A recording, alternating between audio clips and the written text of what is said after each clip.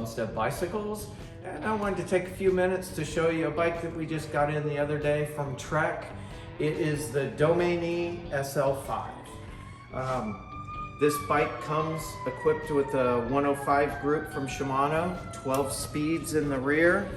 I'm gonna go over the bike and not specifically the whole spec, the 105 and the brakes and things. I want to just talk about what this bike does and how well it does it. Trek, this is a carbon frame bike. The Domane line, they've designed to still be performance, but eat up the road as far as the bumps and things to be as comfortable as possible.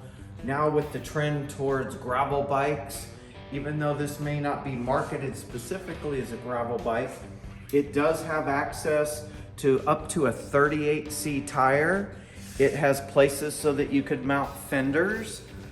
With fenders, can't go to a 38. Comes from the factory with 32C tires, which again now they're finding just has still very low rolling resistance, but tremendously more comfort than the old days of 23 and 25C tires.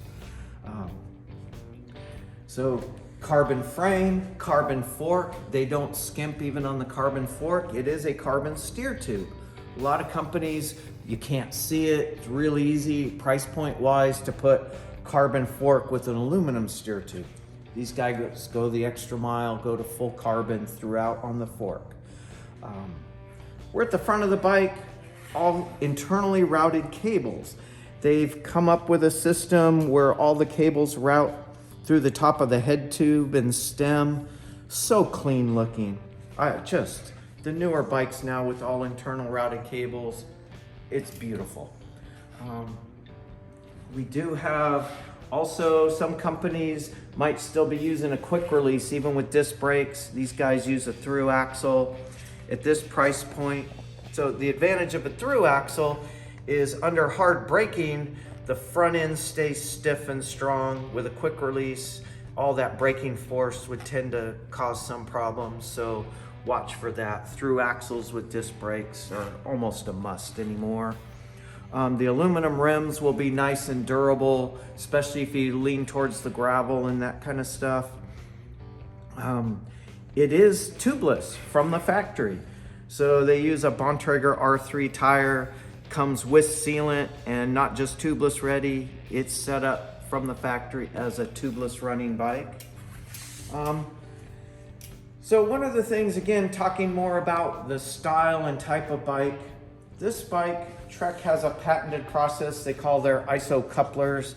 If I take this off, it exposes how we raise and lower the seat, but you can also see this bushing type assembly. This will actually flex as you're riding to absorb the rough roads, the gravel, the dirt. Again, if you never go off pavement, it's still the potholes and things, it just, on those long Century rides, it will help. But again, very sleek, very hidden. You don't know it's there till you sit on the bike and hit a pothole. Suddenly you'll appreciate that ISO coupler. Another feature, I don't know how I feel about it, but so many riders now are trying to get away from a bag behind their seat and they're just shoving all their stuff in their jersey pockets. Trek on the carbon frame figured out that they could hide a tool pouch inside the frame. So again, they include the tool bag, a nice neoprene so it doesn't rattle, make any noise in there. You can load a tube and some tools and a CO2 pump and everything, put it in here, slide it back into the frame. And now again, along the lines of very sleek, amazing looking bike. Of course, I put it on backwards. Goes in like this, locks down. Water bottle mount. This is still easily accessible even with a water bottle on here. You can reach this, open it up, access your tools when you need to change a flat or adjust something. Pretty cool. Again, keeps for the clean lines like the internal cables. Now you're not carrying a big bag behind your seat. Just an amazing, ignore the pedals. They're just on there for a test ride. Does not come with pedals because you get to choose. work that out with your dealer. Everybody's got their own favorite pedals. Another feature along the comfort lines, they use a handlebar. Again, with that ISO technology, again, it's them wanting to make sure. So this handlebar has padding built inside. You can't see it because of the tape. Again, as you're riding, this bar and stem, and with the special padding in here, again, absorbs a lot of the bumps.